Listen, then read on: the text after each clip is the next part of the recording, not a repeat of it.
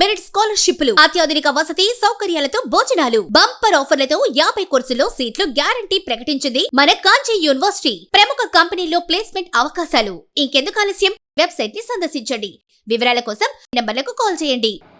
ఏదైతే అమరావతిలో మొట్టమొదటిగా స్టాచ్యూ ఆఫ్ సాక్రిఫైస్ అని ఒకటి ప్రభుత్వం ఏర్పాటు చేసిందో, అది ప్రభుత్వం రాగానే ఆర్యవైశ్య సంఘాలన్నీ కూడా ఒకరి నేతృత్వంలో వెళ్ళి దానికి 30 కోట్ల రూపాయలు నిధులు తెచ్చుకోవడం జరిగింది. 6.9 ఎకరాలు శాంక్షన్ చేశారు. ఇప్పుడు పెద్దలు సోదరులు విజయ్ కుమార్ గారు చెప్పినట్టుగా వారికి అంటే మన వైశ్య సోదరులకి ఒక పొట్టి శ్రీరాములు గారే ఉన్నారు. కానీ మన బ్రాహ్మణులకి ఆది నుంచి తీస్తే భోగరాజు పట్టాభి సీతారామయ్య గారి దగ్గర నుంచి ఈరోజు ఉన్న వరకు నాయకులందరూ కూడా సుమారుగా 3600 పైచీలకు ప్రాణత్యాగం, ఆశత్యాగం, అలాగే అన్ని రకాలుగా కోల్పోయి ప్రభుత్వాలు గుర్తించక వాళ్ళ కుటుంబాలు దీనహీన స్థితిలో ఉన్న పరిస్థితుల్లో ఉన్న కుటుంబాలు చాలా ఉన్నాయి. మనం వారిలాగా ఒక విగ్రహం పెడితే సరిపోదు. ఈ విగ్రహం ఓపెనింగ్ కంటే ముందే నేను సంఘం ప్రముఖులతో మాట్లాడాను. మనందరం కూడా బాబు గారిని కలుద్దామని. వారు కూడా ఈ కార్యక్రమం అయిన తర్వాత పెద్దలందరినీ కలుపుకొని, ఎందుకంటే ఏ వైశ్య సంఘం అయినా అందరూ ఒక తాటి మీదకే వచ్చారు. మనం ఏంటంటే గ్రూపులుగా రాజకీయ పార్టీలుగా విడిపోయి ఎవరు కొంపట వాళ్ళు పెట్టుకొని బ్రాహ్మణం అనేది మర్చిపోయి కొట్టుకునే పరిస్థితుల్లో ఉన్నాం. కాబట్టి మనకి ఏ పని జరగట్లేదు, జరగదు కూడా. ఎవరు మనల్ని గుర్తించకపోవడానికి కూడా ప్రథమ కారణం అదే. ఒకడిని ఒప్పుకోం, ఎవరన్నా వచ్చారంటే వారికంటే నేనే గొప్పవాడిని అని చెప్తారు. ఇది స్వర్గీయ పివి నరసింహారావు గారు 94లో సీటు ఇస్తాను ఈ నియోజకవర్గంలో బ్రాహ్మణులకు అన్నప్పటి నుంచి. ఎందుకంటే ఈ నియోజకవర్గం బ్రాహ్మణ నియోజకవర్గం. 1975 సంవత్సరం వరకు ఇక్కడ బ్రాహ్మణులే ఎమ్మెల్యేగా ఉన్నారు. తర్వాత 25 సంవత్సరాలు శాసనసభ్యుడిగా లేని పరిస్థితి. మళ్ళీ 1999లో కోటా శ్రీనివాసరావు గారు వచ్చే వరకు ఈ నియోజకవర్గంలో బ్రాహ్మలే లేరు. ఇక్కడ నుంచి పివి నరసింహారావు గారు ఒక బ్రాహ్మడికి అవకాశం ఇస్తానంటే 10 మంది నాయకులు వెళ్ళారు. వాడు వెధవ, వీడు దొంగ, వాడు సన్నాసి, నాకే ఇవ్వండి. ప్రతి ఒక్కళ్ళు అదే చెప్పేపాటికి ఆల్టర్నేటివ్ పేరు చెప్పమన్నారు. ఆల్టర్నేటివ్ పేరు చెప్పమంటే ఈ 10 మంది ఒకే వ్యక్తి పేరు చెప్పారు. ఆ రోజు వంగవీటి మోహన్ రంగా గారి సతీమణి రత్నకుమారి గారికి ఇవ్వటం జరిగింది. ఇలాంటి దౌర్భాగ్య పరిస్థితుల్లో మనం ఉన్నప్పుడు ఎట్లా రాజకీయంగా మనం అభివృద్ధి చెందుతాం ఒక్కసారి మనందరం ఆలోచన చేయాలి. ఏదైనా మనం ఒక కార్యక్రమం చేసినప్పుడు అది ప్రభుత్వాలకు అతీతంగా, ఎందుకంటే రాజకీయాలు అనేది మా వ్యక్తిగతం.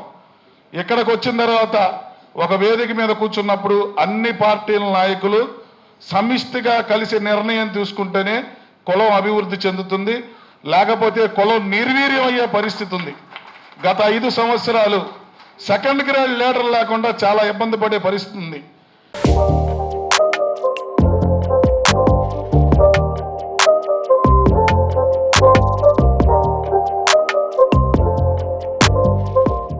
ఈ రోజున దేవుడి దయో, లేకపోతే కొంతమంది పెద్దల దయో, అలాగే ప్రభుత్వం వారి దయతోటో చాలా దేవాలయాల్లో 6A BC టెంపుల్లో ఒక బ్రాహ్మణ్ణి, నాయి బ్రాహ్మణుడితో పాటు బ్రాహ్మణ్ణి కూడా వేయాలని ప్రభుత్వం నిర్ణయం తీసుకుంది. అంటే మన స్థాయి అక్కడి నుంచి కొద్దిగా పైకి పెరిగింది.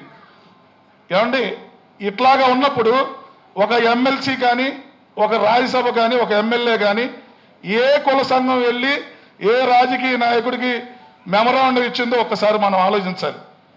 మన సంఘాలన్నీ వాట్సాప్ పులుల్లాగా ఎక్కడో ఏదో జరిగితే వాట్సాప్లో మాట్లాడుకోవడమే తప్పితే సమస్య వచ్చింది నిలబడదాం అంటే ఒకళ్ళు వచ్చే పరిస్థితి లేదు.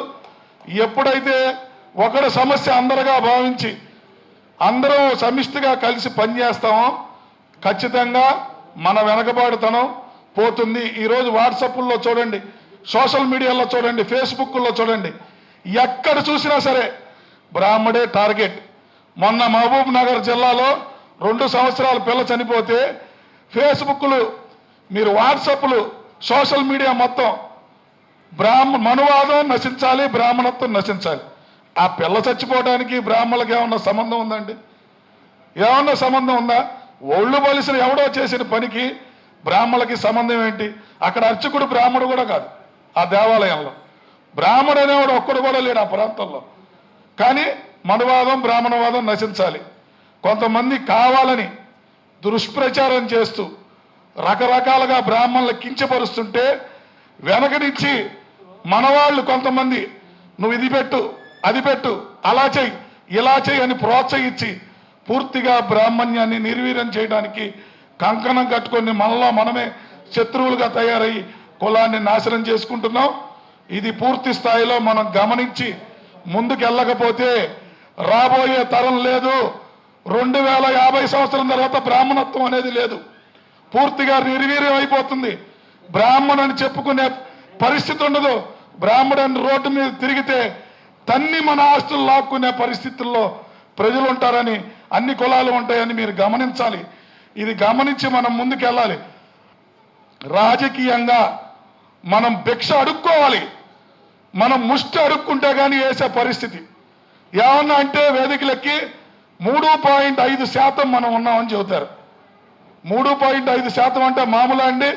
మన ఓటు ఎంత ప్రభావితం? 5.5% ఓట్లతోటి ఓడిపోయిన ప్రభుత్వాలు ఎన్ని ఉన్నాయి? మనం ఎందుకు సమిష్టిగా మనం కలవలేకపోతున్నాం? మన ఆలోచనలు ఎందుకు పంచుకోలేకపోతున్నాం? ఎక్కడ తేడా ఉందో పెద్దలందరూ కూర్చొని రాబోయే తరాలకి మార్గదర్శకులుగా నిలిచి ముందుకు తీసుకెళ్లాలని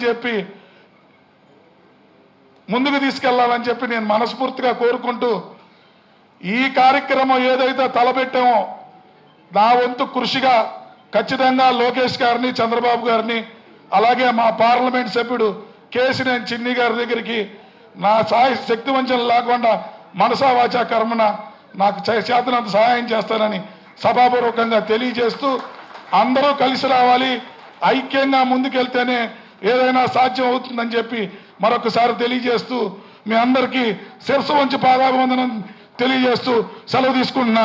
జై హింద్.